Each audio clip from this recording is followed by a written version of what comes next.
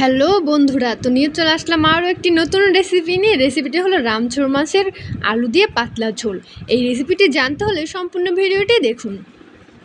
তো প্রথমে মাছগুলোকে কেটে ভালো করে ধুয়ে নিয়েছি। এরপর এর মধ্যে লবণ, হলুদের গুঁড়ো দিয়ে মাছটাকে ভালো করে মেখে নিতে হবে। মাছটাকে ভালো করে মেখে নেবেন যাতে সমস্ত লবণ হলুদগুলো মাছের গায়ে ভালো করে লেগে যায়, কারণ তা না হলে কিন্তু মাছ ভাজায় যদি লবণ না হয় তাহলে কিন্তু তরকারির স্বাদটা বেশি একটা ভালো হয় না।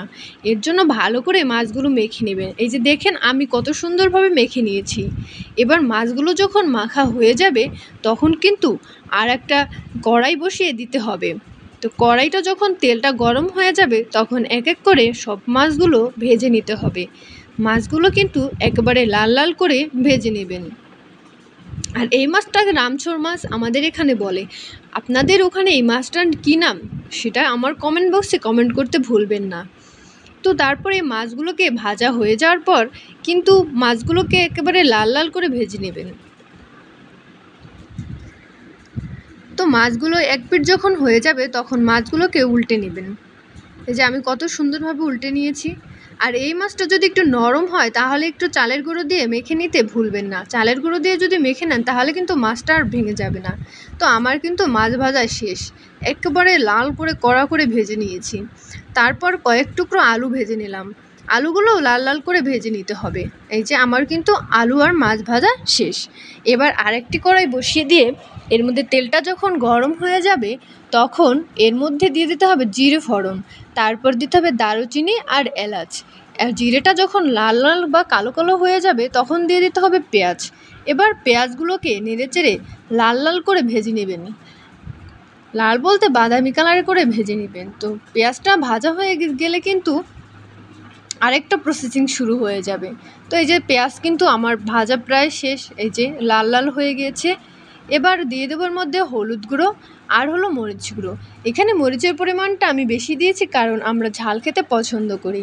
এরপর দিয়ে দিলাম একটু জল। এবার মশলাটাকে ভালো করে কষিয়ে নিতে হবে। মশলার উপরে যখন তেল চলে আসবে তখন কিন্তু মশলা কষানো শেষ।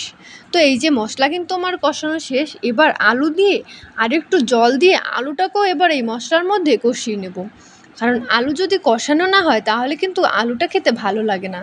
তো আমার কিন্তু কষানো শেষ। এবার দিয়ে দিলাম গরম জল। আর আমি তো সব ভিডিওতেই বলি গরম জল দিলে কিন্তু তরকারির স্বাদটা একটু বেশি ভালো হয়। তো জলটা যখন ফুটে উঠবে তখন দিয়ে দিতে হবে এর মধ্যে মাছগুলো দিয়ে 20 মিনিটের মতো ফুটিয়ে নেবেন। আর দেখবেন আলুগুলো যেন সিদ্ধ হয়ে যায়। তো আলুগুলো সিদ্ধ হয়ে গেছে, ঝোলটাও প্রায় টেনে এসছে। এরপর দিয়ে দিলাম জিরের গুঁড়ো দিয়ে আরও কয়েক মিনিট ফুটিয়ে নেবেন। অনেকেই করে কি জিরের গুঁড়ি দেওয়ার সাথে সাথেই নামিয়ে ফেলে, কিন্তু নামানোর ফেলার থেকেও যদি আপনি 5 মিনিট এখানে জাল করে নেন তাহলে কিন্তু তরকারির স্বাদটা কিন্তু আরও বেশি টেস্টি হয়। তো মাছ কিন্তু আমার হয়ে গিয়েছে। এবার মাছটাকে আমি নামিয়ে নিলাম। দেখতেই পাচ্ছেন কালারটা কি সুন্দর এসেছে। আপনারা যদি বাড়িতে বসে এভাবে মাছটা ট্রাই করেন তাহলে কিন্তু আমার কমেন্ট বক্সে কমেন্ট করতে ভুলবেন না। আজকের মাছের স্বাদটা কিন্তু দারুণ হয়েছে। আমি দুপুরে ভাত দিয়ে খেয়েছি, অনেক টেস্টি হয়েছে মাছটা খেতে। আর আপনারা এইভাবে মাছ অবশ্যই ট্রাই করবেন। এই মাছটা বাজার থেকে কিনে নিয়ে রান্না করতে ভুলবেন না। দেখেন ঝোলের কালারটা কি সুন্দর হয়েছে। এখানে তো মানে কালার দেখলেই তো মন ভরে যায়। আর আমার এই রেসিপিটি ভালো লাগলে অবশ্যই শেয়ার করবেন।